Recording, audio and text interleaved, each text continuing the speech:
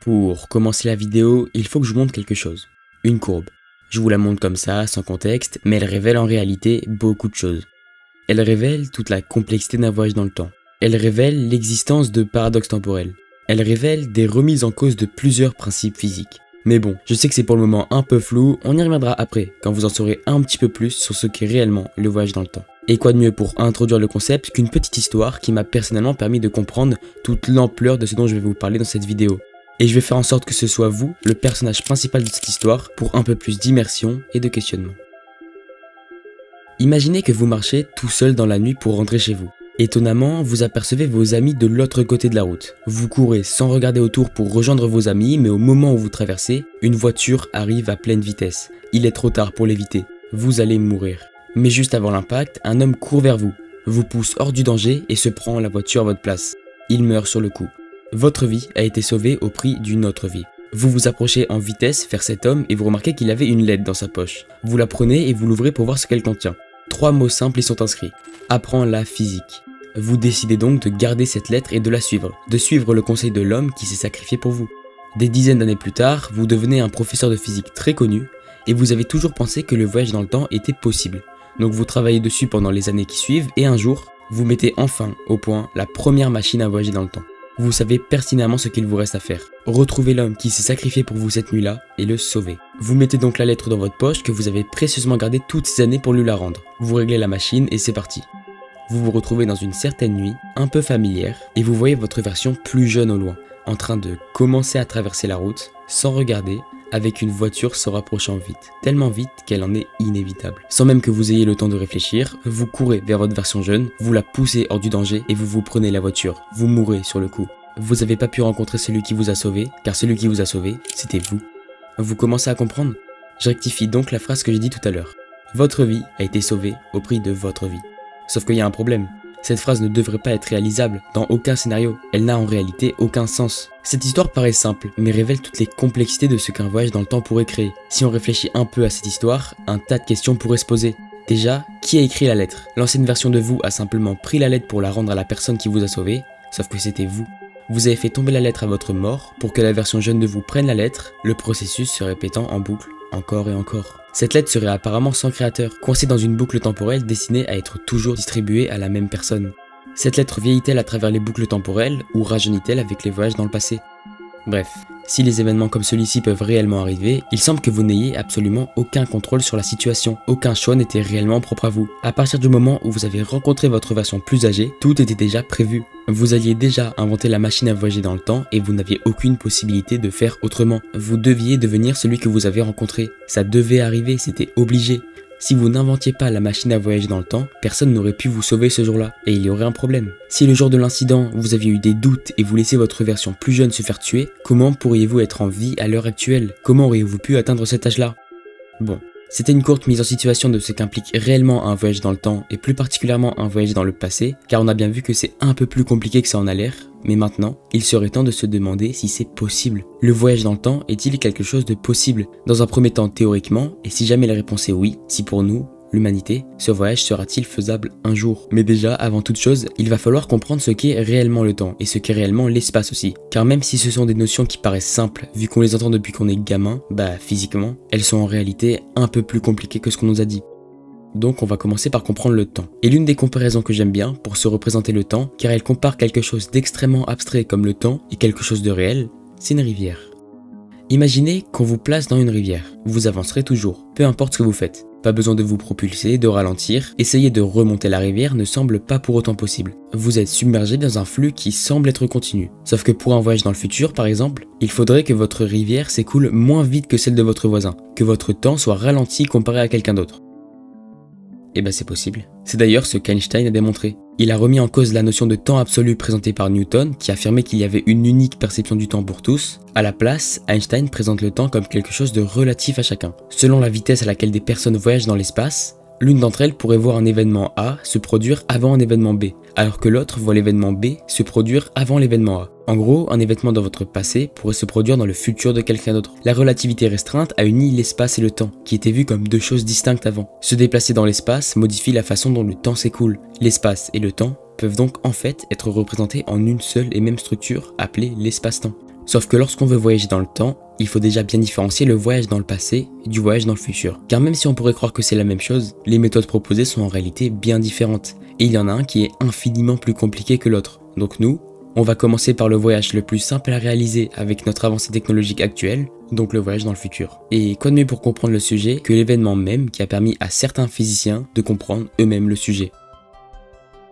Donc on va cette fois-ci se placer dans un coin lointain de l'univers, près d'un trou noir. Pas n'importe lequel de ces trous noirs car celui-là est supermassif. Il retient, détruit, déforme tout ce qu'il y a autour de lui. Son champ magnétique est immense, tellement immense qu'il a pour effet de cracher des particules. Et nous, on va suivre une de ces particules.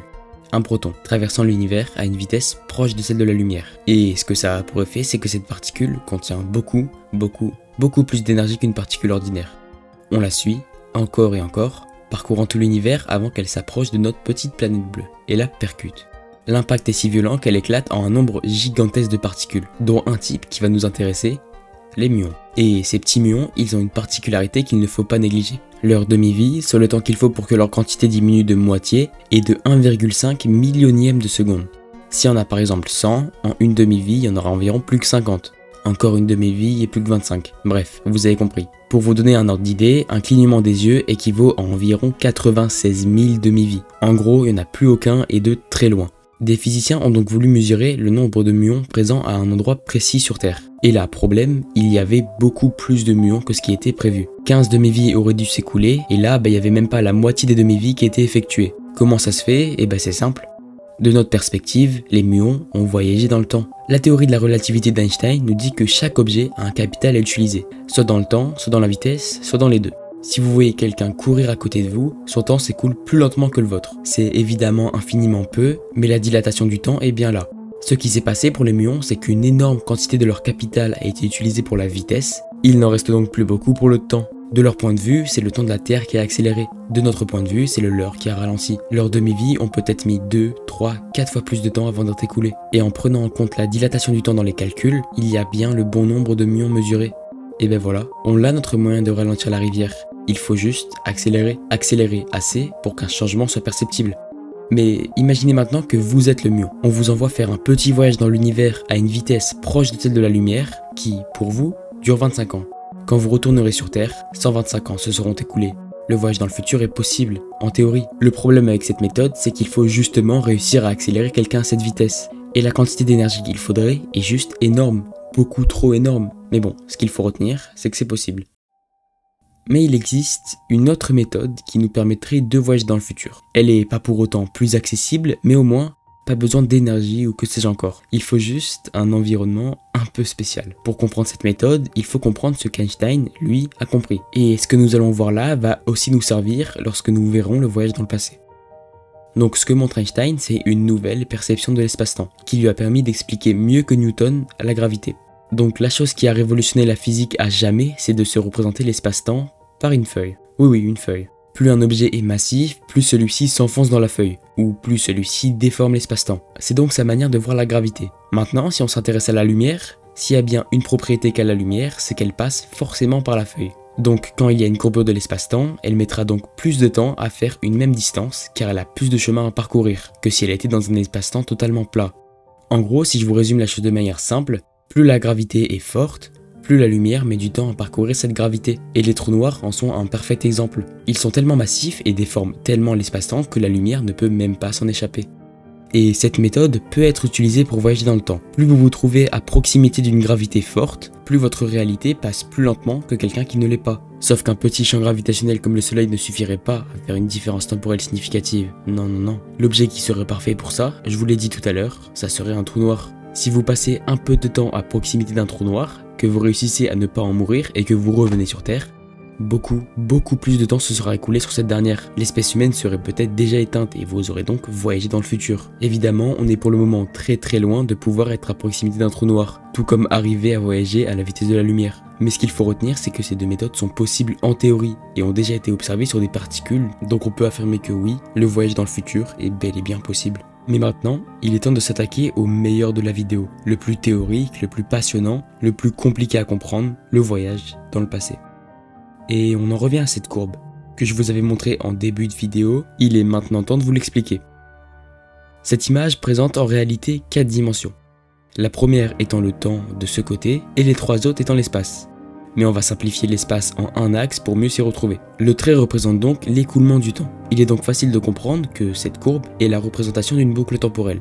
Regardez, pour mieux comprendre, on va se placer sur cette courbe. On avance et là, pour que la courbe monte, il faut accélérer. Pour que son capital soit en partie pris pour la vitesse et qu'il en reste donc moins pour le temps. On suit la courbe, on accélère et là on est bloqué. On ne peut plus continuer car continuer signifierait voyager plus vite que la vitesse de la lumière.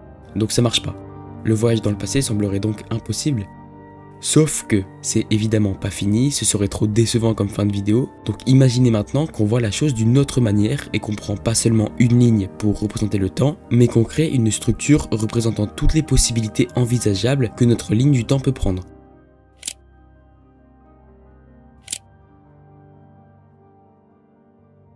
Bon, c'est un peu compliqué à se représenter, donc je vous montre ce que ça donne. En gros, les bords représentent la limite de la vitesse de la lumière. On va essayer, mais il va y avoir un problème. Voilà, là on est bloqué et le cône ne sert donc à rien. Si le cône reste toujours dans le même sens, et ça marche pas. Ce qu'il faudrait, c'est que le cône de lumière s'incline en même temps que vous avancez. Et là, ça marcherait. Sauf que, évidemment, en pratique, ça devient un peu plus compliqué. Pour que le cône de lumière se courbe, c'est bien sûr pas sans condition.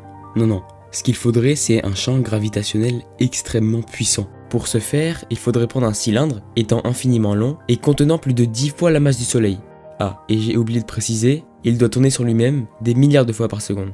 Sans rentrer dans des maths infiniment compliquées, il a prouvé que si on suivait une trajectoire en spirale autour de ces cylindres, notre cône de lumière s'inclinerait pour effectuer la boucle et vous serez transporté du présent vers le passé. Visiter ce genre de cylindre et revenir ensuite sur Terre vous ferait arriver avant même votre départ initial. Mais ce n'est pas le seul moyen d'arriver à ce résultat. Je vous avais dit juste avant pour le voyage dans le futur qu'un objet pouvait courber l'espace-temps selon sa masse, et qu'à un endroit, peu importe lequel, on place 2 champs gravitationnels extrêmement forts, de sorte à courber l'espace-temps de manière telle qu'un chemin se crée entre les deux. Ça s'appelle donc un trou de verre. Et le problème avec ces trous de verre, sans compter le fait qu'ils sont uniquement théoriques, c'est qu'il présente énormément de contraintes très compliquées, dont je ne vais pas m'attarder dans cette vidéo, mais pour vous dire à quel point on est bien loin d'en arriver là, certains physiciens disent même qu'une particule ne pourrait pas les traverser. D'autres disent que s'ils existent, ils seraient trop instables et se refermeraient en très peu de temps, quasiment instantanément. Donc pour notre exemple, on va partir du principe que notre trou de verre est traversable par des humains sans qu'on se fasse essorer par sa gravité. Donc maintenant, on explore la deuxième méthode pour voyager dans le passé. Imaginez maintenant qu'on prenne une des 2 entrées du trou de verre, qu'on la relie à la Terre en 2024 par exemple, et on place la deuxième entrée dans un vaisseau spatial qui a la possibilité d'atteindre quasiment la vitesse de la lumière et qu'on l'accélère à cette vitesse. Ce que ça va produire, c'est une dilatation du temps présente dans l'entrée du vaisseau spatial, contrairement à un temps qui s'écoule normalement sur Terre. Car comme le vaisseau prendra son budget en grande partie pour de la vitesse, il ne lui en restera plus beaucoup pour le temps. Au bout d'un moment, il y aura par exemple 10 ans écoulés dans le vaisseau et 200 ans écoulés sur Terre. Prenez ensuite l'entrée du trou de verre qui se trouve sur Terre et vous aurez voyagé dans le passé de 190 ans. Sauf qu'il y a un problème. Vous êtes bien revenu dans le passé, mais pas dans le passé de la Terre. Vous êtes maintenant dans le vaisseau. Dans le passé certes, mais très loin de la Terre. Évidemment, il existe bien un moyen d'arriver dans le passé de la Terre, configurer le trou de verre de la bonne manière, de sorte à ce que le retour vers la Terre dans le trou de verre soit plus long que le retour par la route normale. Vous arriverez donc sur Terre avant même que vous sautiez dans le trou de verre. C'est du moins la théorie. Il a bien été possible de voir au début de la vidéo les conséquences qu'entraînerait un voyage dans le passé. Les paradoxes temporels sont bel et bien présents. Donc bon, voyager dans le passé ne semble pas pour autant possible, bien que la théorie nous le permette. Le voyage dans le futur, lui par contre, il est pas si loin que ça. Qui sait ce que l'avenir nous réserve? Nos technologies nous le permettront sûrement un jour. Mais bon, c'est pas pour tout de suite. Pour l'instant, on se contente de théorie et on revient à la réalité. On revient sur YouTube car je vous annonce que c'est la fin de cette vidéo. J'espère qu'elle vous aura plu et que je vous ai pas trop perdu. J'ai essayé d'expliquer au mieux une chose très complexe de manière très simple, donc si vous avez aimé, n'hésitez pas à vous abonner et à liker, ça me ferait extrêmement plaisir. Je rush les 10 000 abonnés avant la fin de l'année, j'en suis bien loin mais bon j'espère. Sur ce, à une prochaine.